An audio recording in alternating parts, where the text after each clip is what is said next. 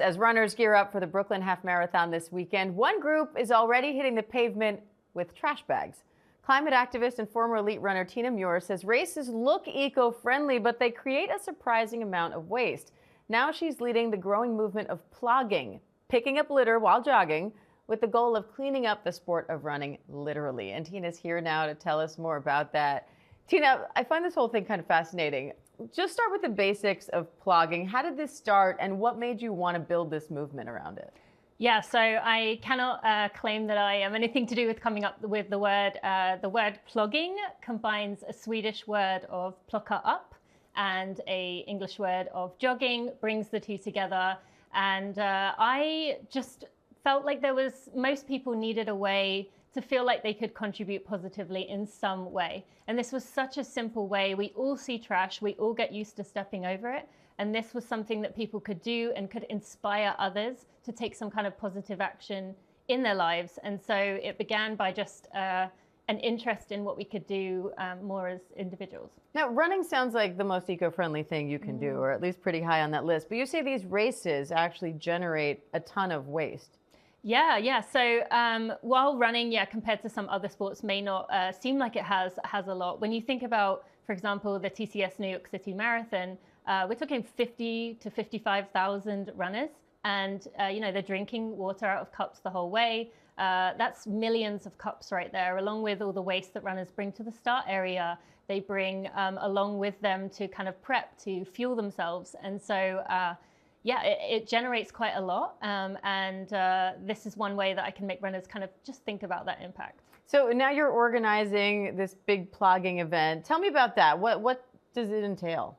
Yeah, so plogging is where we ask runners to come along. We are doing one this evening, and we ask them to come join us for trash pickup. I have these amazing compostable bags.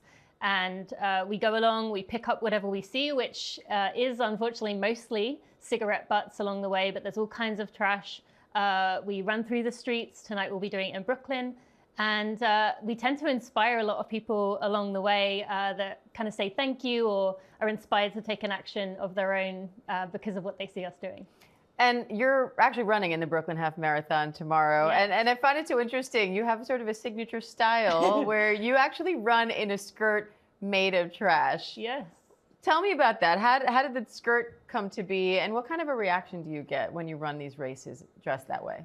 Yeah, it's not something you typically see people wearing a skirt made of trash, but I'm very fortunate to have a friend who is actually running it with me tomorrow, running the RBC Brooklyn Half, Natalia Trevino.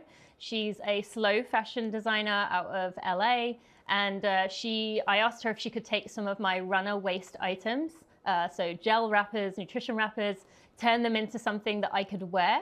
I decided to kind of level it up by writing climate stats on myself, putting pictures from my kids on the back of my jersey, wearing this New York Roadrunners singlet for NYRR Team for Climate, which is showing the climate stripes that are kind of documenting the change in temperature that we have seen on our planet. And so I decided to make a way to get people to think and talk along the way and just make it fun. All right. So what do you hope people take away from your story and this mission of plogging? I think the biggest thing is to take some kind of action. We all have something within our lives that we could do better. We're not going to make every choice the right one. We're not going to be able to always make a conscious environmental decision, but whenever we have the ability to, trying to find a way to do that. Be that not necessarily going out for plogging, but could you pick up one thing today off the ground? Could you ask for your coffee in a mug if you're going to be sitting in the restaurant? It's just about inspiring us to, whenever possible, take positive choices, because not only will you be making a good decision for the planet, but you're inspiring others to do the same. They might see it and then want to do something for themselves. All right, climate activist, former elite runner Tina Muir. Tina, thank you. Thank you. Good luck in the marathon. Thanks.